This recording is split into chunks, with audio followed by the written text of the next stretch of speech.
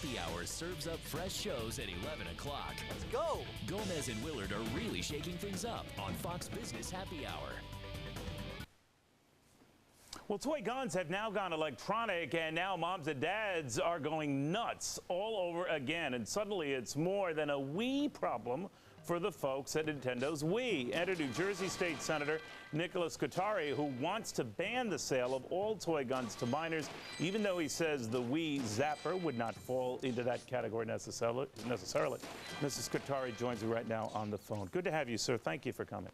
My pleasure to be here. What do you make of this concern? It's just another gun, electronic version, a high-tech version. Well, I mean, our real concern is the ones that are imitation guns, not necessarily toy guns. We don't want to take toys out of the hands of children, but the ones that reasonably could be believed to be real guns are our main concern. Okay, and this does not fall into that category. It looks like a gun. I've seen it, and I don't know if that would really. I'd have to actually take a look at it. It doesn't look to me like it's one that necessarily falls into. I'm in police headquarters right now. That's one of my other jobs as city prosecutor here in my hometown, and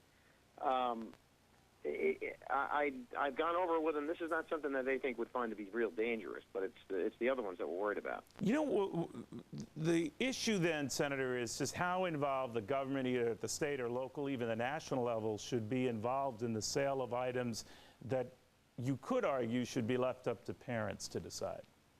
Well, you know, the problem is this. When kids under the age of 18 get a hold of these things and they're out in public, and the police happen to arrive on them and they turn to them with these guns that look absolutely real, then we have a potentially dangerous situation, not just for the children, but for our law enforcement officers that have to make split decisions on the spot. So when you look at something like this where there's, you know, obviously shooting going on, targeting going on, killing going on, where do you draw the line with what is acceptable versus what is not acceptable?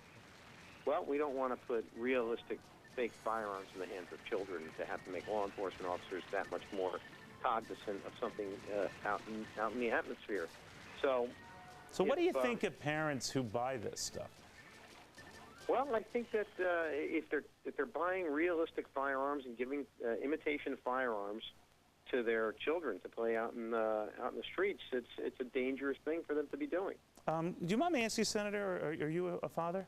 No. All right, I apologize. I wasn't trying to get personal there, Mike, because my okay. second question would have been for your own kids or for those in your family, extended family.